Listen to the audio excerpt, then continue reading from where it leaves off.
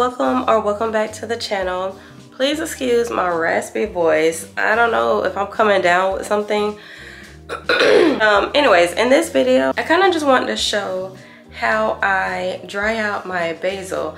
If you follow along on my YouTube journey, a couple months ago I posted me showing how I started my little raised garden bed. But yeah, I've been growing some basil out there because, you know, I cook just about every single day for my family, and you know, I like to have fresh veggies and fresh herbs and things like that. So basil was definitely one of the top things that I knew I wanted to grow. Let's just say I've been on Pinterest a lot lately, trying to figure out ways to store it after I harvest it. So one of the more easier ways that I found was the way that I'm about to show you guys now. So yeah, like I said, I am still very much a novice at all this. I'm learning as I go. Pinterest has been like my best friend. We've been locked in, child, because it teaches me everything that I need to know regarding like my garden, or like my girl Joanna Gaines like to say, taking it from farm to table, or whatever the saying is. I've been on Pinterest a lot, okay? And I've learned a lot. So I just kind of want to share that with you guys and show what I've learned, and this is just one of the many things. So yeah, this is just a simple, easy way to do that if you guys grow basil in your kitchen or in your backyard or wherever. Just an easy way to store it in with the rest of your spices so that it can last for up to, you know, a year or two. So yeah, I will go ahead and get started. I'll walk you guys out to the garden. Alright you guys, so this here is my beautiful basil in all of her glory. She is so cute. I grew this basil from seed, and yeah you guys, she is ready to harvest. So here I just have this little bitty bowl. I don't know what I was thinking of bringing this little bitty bowl out. I thought I was trying to be cute with the little wood and stuff, but no, it was not enough. Now you can snap the basil, or you can just cut it with scissors. It's completely up to you. I will say, if you use scissors or pruning shears or anything like that, just make sure that you disinfect them. You can wash them in the sink or sanitize them with alcohol or some type of solution so that you're not transferring bacteria to your garden. And you just want to harvest right above where the leaves start. So here I just cut right above the first set of leaves of new growth, and yeah.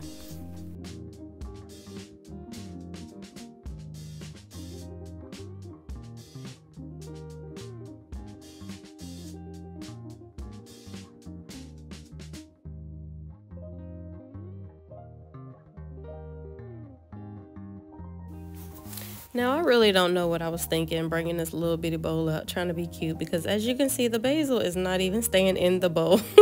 But at the end, look at how much basil I harvested, you guys.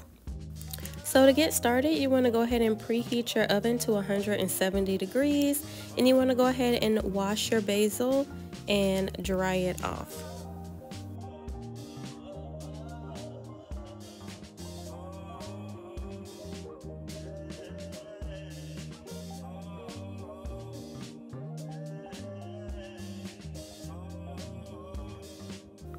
Next, I just got a cookie sheet and some parchment paper. You can use aluminum foil or nothing at all if you prefer, but I just like to use parchment paper. And then you're just gonna take the leaves off of the stem and just evenly lay it out to where they're not like overlapping each other or laying on top of each other, because you want them to dry out evenly.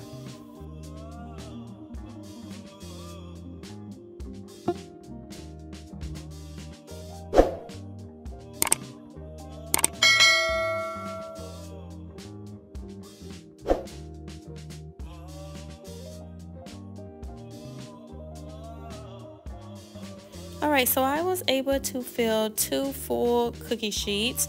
The rest is going to have to wait for the next batch. By this time, your oven should already be heated up to the 170, and you want to go ahead and put both your cookie sheets in and put the timer on 1 hour. If by the time the hour is up and your leaves still feel, not completely dry, you can put them back in there and do 15-minute increments. But at the end of 1 hour at 170 degrees, my leaves were basically like fall time, crunch under your feet type leaves, okay? And if they don't feel crunchy to the touch, then you need to put them back in the oven and let them dry out just a little bit more.